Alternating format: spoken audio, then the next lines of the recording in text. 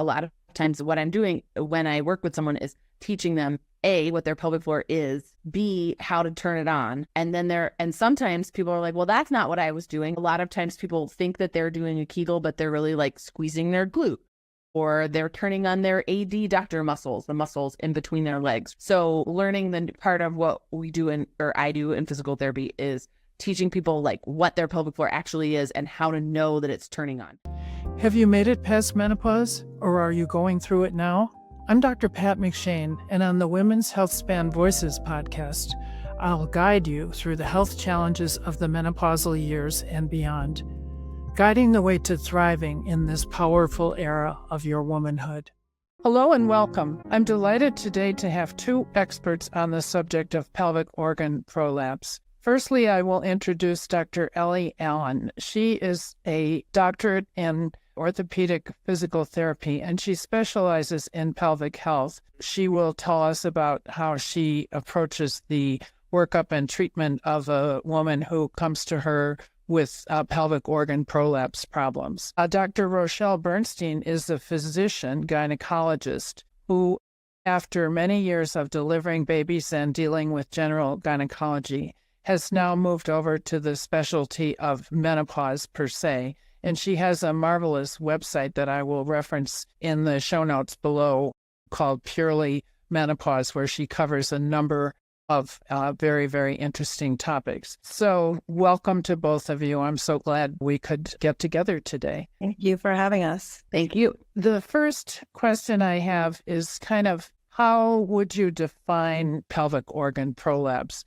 And I'll start with you, Rochelle, because I suspect that most of the women with this problem first see their gynecologist or maybe their primary care doc, and then later get referred over to the practice of Dr. Allen. So what kinds of symptoms are we talking about here? Sure. So I will go ahead, if it's okay with you, I'll just go ahead and describe to you how I tell my patients what the pelvic floor looks like, and then we can talk a little bit about symptoms. And I think that the opportunity to describe that with a physical therapist is a great opportunity, because it's not just anatomy, it's muscles, and it's not just the pelvic floor, it's the abdominal muscles. And so having the two perspectives together, I think, is actually really helpful.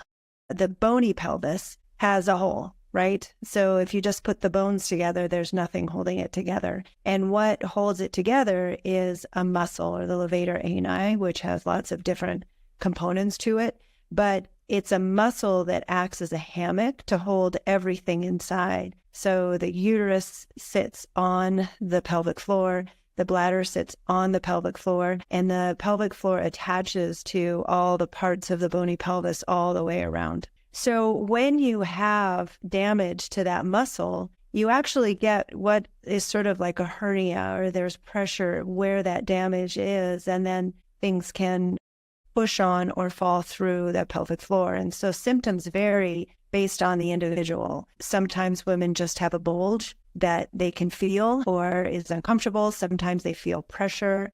It can change your urinary habits, your bowel habits, and it can actually disrupt sexual intercourse. So depending on the type of abnormality that you see, that will justify the symptoms that patients have when they come into the office. Thank you. And what kinds of other conditions might need to be ruled out before concluding that a woman's symptoms are from her pelvic organ prolapse? Sure. So anything that is going to put pressure on the pelvic floor is going to give you potentially similar symptoms. So if you had a large ovarian cyst, for example, you might have pressure or abdominal pain. I mean, even a urinary tract infection might, because the bladder is right there, the urethra is right there. It's important for patients to know that to do a good exam of the vagina and the pelvic floor, it's a detailed exam. So it takes a physician a reasonable period of time to do a speculum exam that evaluates all the components of the pelvic floor and the vagina to determine what the cause is. So I encourage patients to really go in and don't just connect these symptoms to an annual exam and just, really quickly, can you just tell me what's going on with my bladder? It does take a lot of time. It's complicated to figure out exactly what the approach should be, and you want that time from your physician. So I encourage patients to go in and give them the time. And that's in part why you went into the purely menopause space with your practice. So you would have that kind of time instead of running off to do deliveries and so on. Right. One thing I found interesting in some of the reading that I did was the symptoms of pelvic organ prolapse are not just from aging, and that they are often severely disruptive to people's lives, a real disability, and constrains people's social lives quite significantly, and something that people shouldn't ignore and just, as you say, throw it on to the end of an annual exam. Ellie, is there anything you would add to what Dr. Bernstein has said so far? Like you mentioned earlier, and what Dr. Bernstein was talking about, most of the time when someone comes to my office, right, they've already been diagnosed with a pelvic organ prolapse, and I give it air quotes because I think sometimes they do end up having that sort of quick exam, not the full exam that Dr. Bernstein is talking about, because that does take a lot of time. And a lot of times people will be referred to me with just this information that they have a cystocele, which is another common phrase that's used to describe what's happening. And so sometimes what I do is try to more clearly diagnose where the tissue problem is, because it can be more anterior or more posterior. And then I try to also help people understand, like, what are the symptoms that they're having that are related to the prolapse, and what could be maybe related to some other issues that are going on with their pelvis and their pelvic floor, because sometimes they can overlap a little bit with other things. That's good information. Rochelle, when you see someone, let's say, and you have the time, you believe that their symptoms are probably due to some of the loss of that good pelvic sling, you would probably rule out a urinary tract infection if it were a recent onset problem, and then often refer people to see Ellie Allen in her office initially if that's the kind of physical situation that you have diagnosed. Is that correct? Yeah, so it is correct. I am a huge proponent of pelvic floor physical therapy. So I just want to define what Ellie was talking about as far as a cystocele is a prolapse of the bladder. So what that means is that when I was doing my exam, when I looked in the vagina, I can see the bladder coming down. Now, some women have significant symptoms related to that. You can have incontinence, you can have urinary retention, which would put you at increase for a urinary tract infection, and you can, of course, have pain, and you can have sexual intercourse issues, etc. But the extent of the prolapse is significant based on the extent of symptoms. So by referring someone to pelvic floor physical therapy, if they can strengthen that pelvic floor, they can get enough relief of that prolapse of the bladder where they don't need any other intervention. So that's why I think that, for me, it's rare that you will jump into surgery. There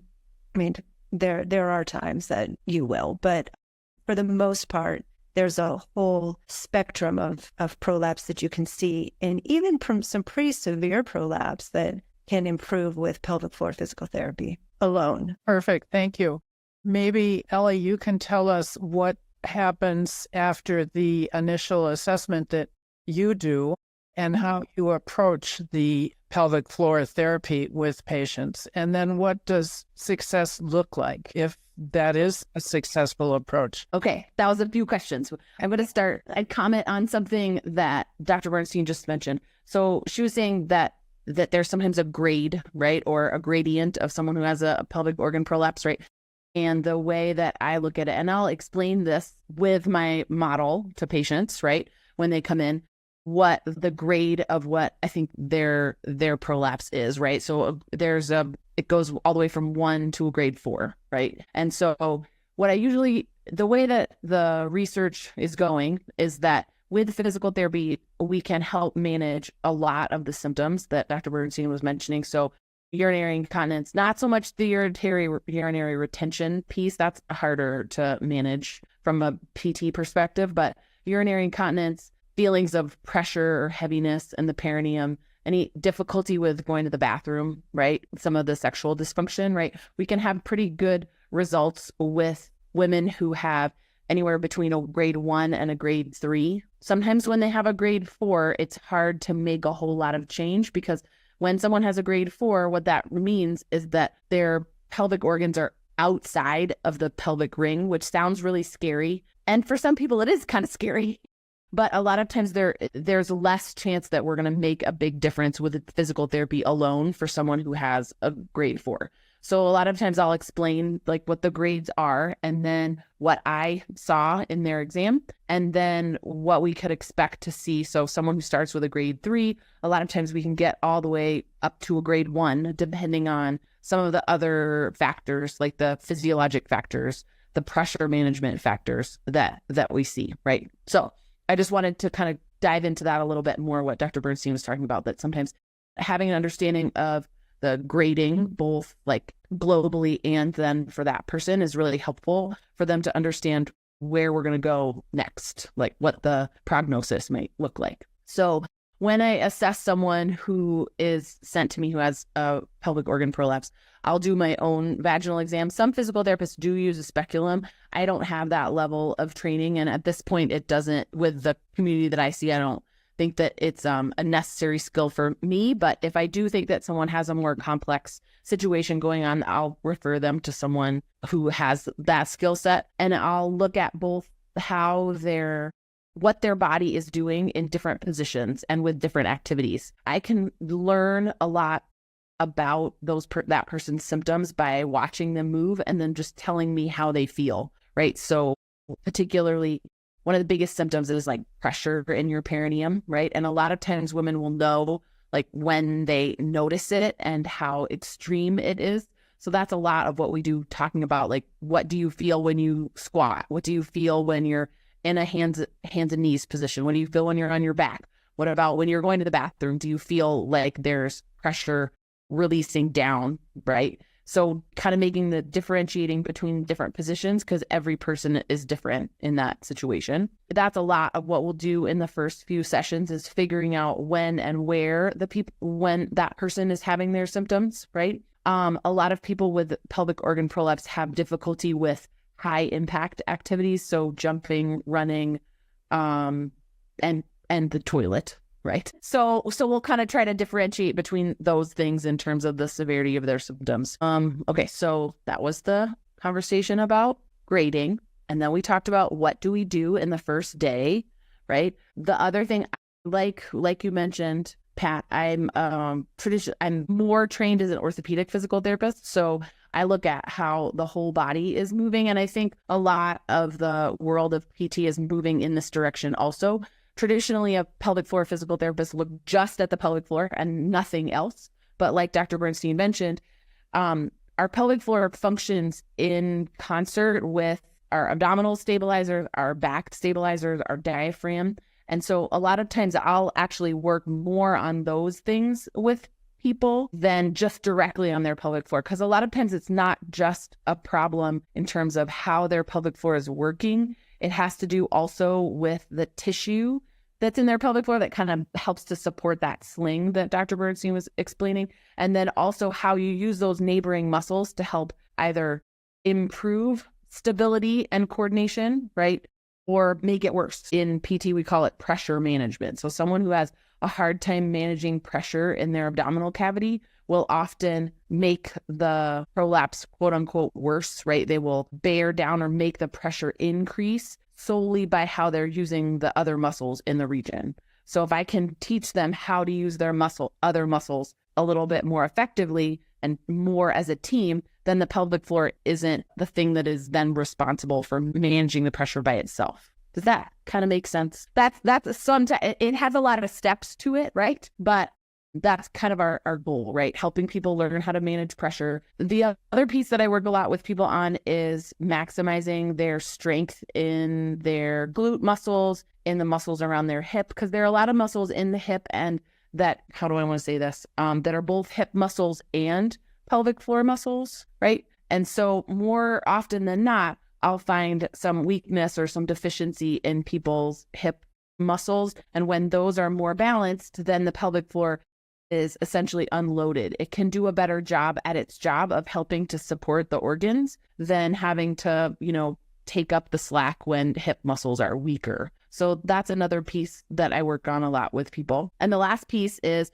a lot of times PTs are part of the conversation around wearing a pessary. So if someone is having a lot of heaviness or they have like uncontrolled incontinence, what we can do is place a ring inside the vaginal wall, and it helps to lend pressure so that the muscles can do their job a little bit better so that people don't leak urine or the prolapse will not get worse over time. Thank you. Do you have anything to add to that, Dr. Bernstein, about pessary, when that might be appropriate for certain people? What you see on exam, as far as the thing that you would say, okay, this is not going to get better, is, someone will put their legs up in the stirrups and you can actually see the bladder coming up to the opening or the introitus of the vagina. And so you actually see it protruding.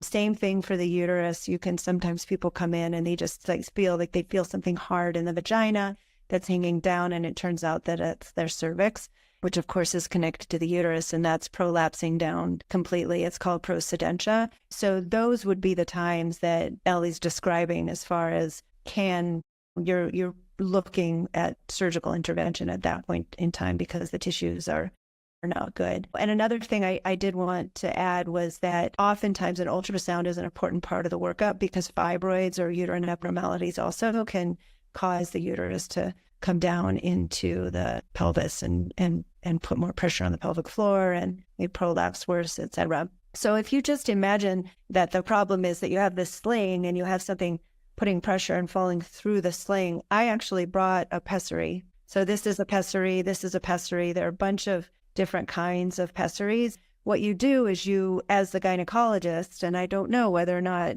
this is something a physical therapist would do, but the gynecologist would actually feel the pelvis. There's, ones for incontinence. This one has a little piece that can put pressure on the urethra, and you actually fit this into the vagina, and it supports those pelvic organs so that they stay within the bony pelvis. And then if you can actually strengthen those muscles around, with that pessary holding up those pelvic organs, you can potentially achieve symptom relief. So, and pessaries are great. I've got lots of patients who do really well with pessaries. They can stay in for up to 3 months and then just need to be taken out and cleaned and can be replaced. So between both of you, what would you say is the success rate, if you will, for someone who doesn't have the extreme kinds of protrusions into the outside world or the lower vagina with the pelvic floor therapy approach as compared to the pessary or certainly surgery? I think that's a really good question. That's a kind of a hard question to answer, Pat, because it's really person dependent,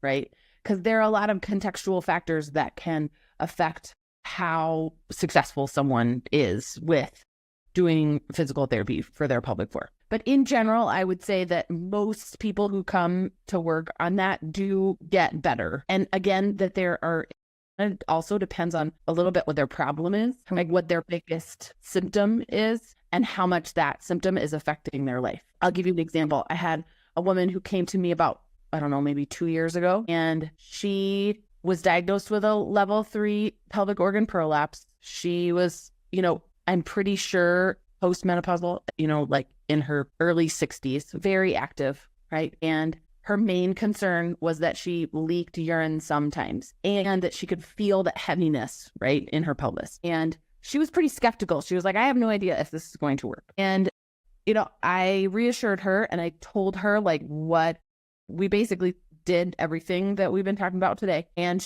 I helped her get to a place where she could get a pessary, to answer what you were saying, Rochelle. I don't think that there are very many physical therapists who fit pessaries.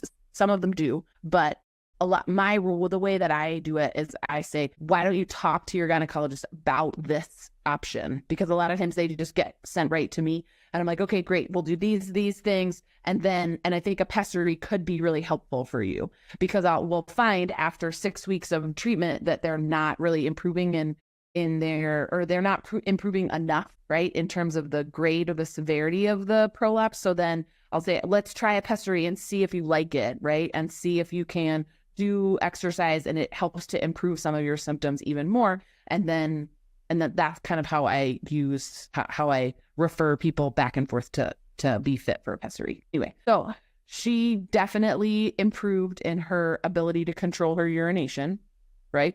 She definitely improved in her ability to tolerate like high load activities, jumping. She doesn't really run, but like HIIT type workouts, like she didn't have any leakage after that. She could understand how to turn her pelvic floor on when she wanted to.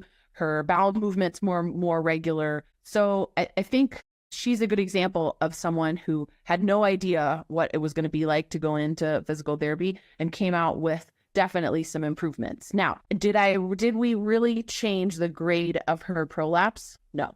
Like, I think she went from a 3 to a 2, which is not a terrible result, right? But it's not like the physical therapy makes it go away from a tissue perspective. So I think if we just use, do you have a pelvic organ prolapse? Yes or no? If we only use that one metric, then I don't always think that physical therapy alone is enough to change. But I also don't think that asking the question, do you have a pelvic organ prolapse, is the right question to ask, because there are so many women who either have had children or not had children or had pelvic surgery or whatever, who have a pelvic organ prolapse and have some problems associated with them, that I think that it's worth trying physical therapy for a prolonged period of time. I would even say up to about 6 months before deciding if you need to have any sort of further intervention. I guess that answers the question as well as I can. Rochelle, do you have anything to add to, it's not the prolapse itself, it's the functionality for the woman, and how long you would try something before concluding that it didn't make a difference? Yeah, I absolutely agree with her that it's very individual. People can have, one woman can have significant prolapse and really not mind it, and another woman can have mild prolapse and it really disrupts her life. And so if they're doing activities where they're jumping a lot, that might be, skiing hard. And, there are definitely some tricks to the trade that you can do to help. Like if someone only has incontinence when they run and that's their primary symptom, they can place a tampon, or there's some other things they can place in the vagina just to give them some stability of the pelvic floor over the urethra, so that that manages their incontinence, and then they don't have issues any other time. I mean, there's no question that it's very individual. So the amount of time, I let the physical therapist make the determination Of for the me. patient. And some patients are more compliant than others. Yeah. And then honestly, some physical therapists are better than others. Fortunately now there's training that really focuses on the pelvic floor. There's just so many, it's just like Ellie is explaining, understanding that there's so many other muscles that are involved that can be trained. And now that I'm in menopause and focusing on menopause and the importance of strength training for osteoporosis prevention and the importance of plyometrics and lifting heavy weights and that kind of thing, there's sort of a different impact on your pelvic floor. So having a consciousness about how your pelvic floor integrates into all of your exercise, really, every patient is going to manage that and comprehend it differently. And so I really do work with the physical therapist to help me make those determinations. I might mention for our viewers that both of our experts today are athletes in their own right and have different but complementary activities that they like to do. So they're coming from a basis of personal experience. So maybe I'll give you I have a question which is about Kegels. If you look at, let's say, urinary incontinence on Google, the first thing that it will tell you is do Kegel exercises. And as I'm hearing both of you speak, I'm thinking we should call this episode Beyond the Kegel or something like that, because I haven't heard either of you mentioning that. And I'm sure it's individual, depends on the particular woman you're dealing with. But if you'd care to comment, I'm sure there are many people who are out there saying, but I've been doing Kegels for 15 years, and this is what happened or didn't happen. I'll just say very quickly that there are a lot of women who do Kegels, but they have no idea where their pelvic floor is. And so again, that's where Ellie comes in and biofeedback comes in, and really there are devices that you can use, there are weights that you can use. There are ways to understand where your pelvic floor is so that you can actually strengthen the appropriate muscles. So I'll let Ellie talk about that. And I think the other important thing is that, we shy away from the pelvic floor after childbirth, and there is beginning to be and soon will be more of an active role for physical therapy in the postpartum period. And I think that will have some long-term help as far as pelvic floor strength in the future as well. My daughter-in-law was recommended for physical therapy, pelvic therapy after childbirth. And I was like, really? Wow. And I'm a gynecologist also. So you'd think I have heard of this, but no. Yeah. No. So I think to answer your first question, Pat, about a Kegel, right? Or I call it a Kegel, is think that is a bit of unfortunate information that people get from Dr. Google, and it definitely needs some context, because just turning on your pelvic floor muscles, like Rochelle was saying, doesn't necessarily, or doing what you think is turning on your pelvic floor muscles doesn't necessarily mean that that's what you're doing. So that's the first thing. A lot of times what I'm doing when I work with someone is teaching them A, what their pelvic floor is, B, how to turn it on. And sometimes people are like, well, that's not what I was doing. I was like, I know. True. You are using some other accessory muscles, right? A lot of times people think that they're doing a Kegel, but they're really like squeezing their glute, or they're turning on their adductor muscles, the muscles in between their legs, right?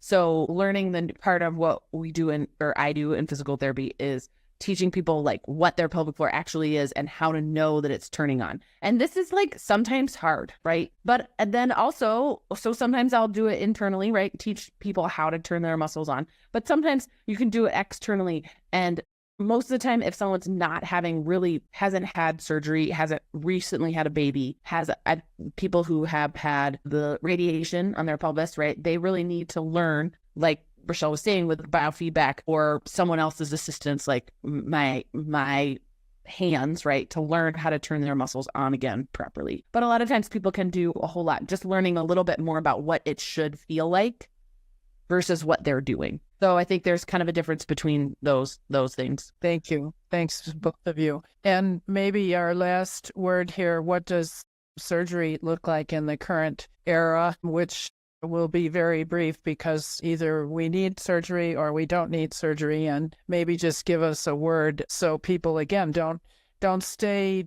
disabled by whatever symptoms they have. So if all else fails, what's the next step? So, I think surgery is not a benign process, right? And first of all, there are definitely some surgeons that are a little more aggressive and don't have an understanding of pelvic floor physical therapy and how many ways it can help. But you're really reconstructing the muscles, right? And so whether they'll come back together and work as well as they did before is you're just never certain. You're creating a defect that then you sew back together. So people can have pain after surgery. They can have recurrence of the prolapse.